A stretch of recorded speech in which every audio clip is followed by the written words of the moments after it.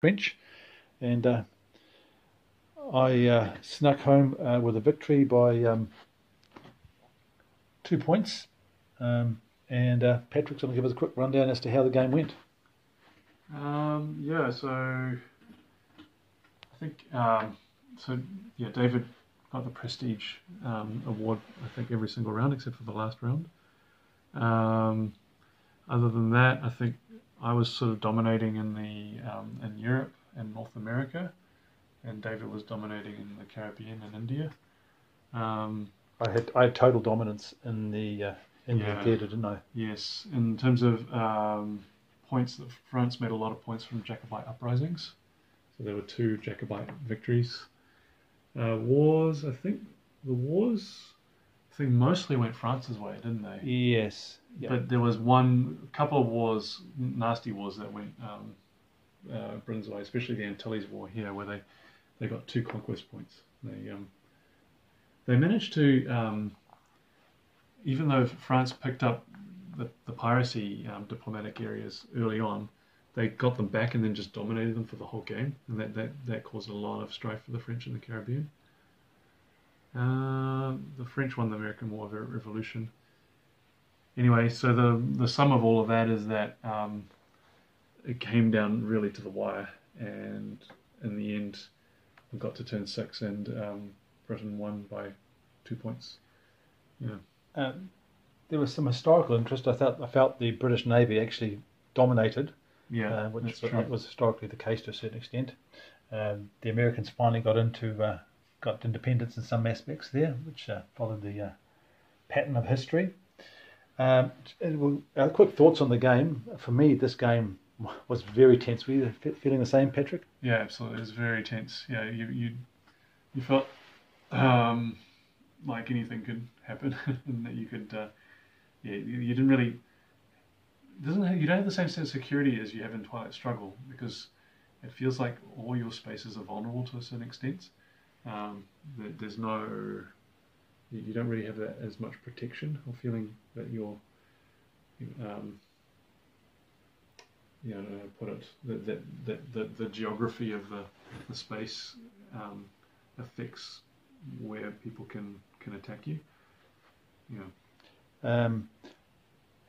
I find the map very, very tricky to keep tabs on. There's a lot going on the map, so you have to be very alert as to what's happening with the markets and in terms of the prestige spaces, and then you've got your overall count for each region. So there's a lot going on the map, and that adds to the tension. There's no real let up. You don't have time to sort of sit back and not think. You've got to be focused the whole game, so it's quite stressful from that perspective. Yeah. I think also the advantages are really fun to play with. They're a great mechanic, and there's certain advantages I think that shine. The ones that allow you to play conflict markers are really good. I think Baltic trade is very good. I held on to that most of the time. Being able to reduce your debt by 2 every turn is excellent. Yeah. Patrick made great use of that one. Yeah. I kept taking it off, and then he kept getting it back. Yeah. There is a bit of a tit for tat. You can get into a bit of a tit for tat situation in this game sometimes, where you can take a space and it's the same amount of effort to take it back. Unlike in Twilight Struggle, where if you take control of a space, you need an extra point to break control, which I think gives the game a bit more stability. Yep. This game is a bit prone to tit for tat. I think squadrons can be very powerful in this game, particularly in certain wars. I recall there was one war where the squadrons in a couple of the theatres contributed to both theatres and also to the overall warding, I think, for the theatre. So they can be quite you're never going to neglect your squadrons, and keep building your squadrons during the game. Yeah, the Atlantic War. Yep. Is the one. Yeah. Yep. One thing we didn't really have, didn't seem to have that much of impact on the game. Maybe it's just because we don't know how to play it that well yet. But the isolation rule for markets, isolating markets, and didn't really seem to come into effect. And I think maybe forts as well we didn't use them as much.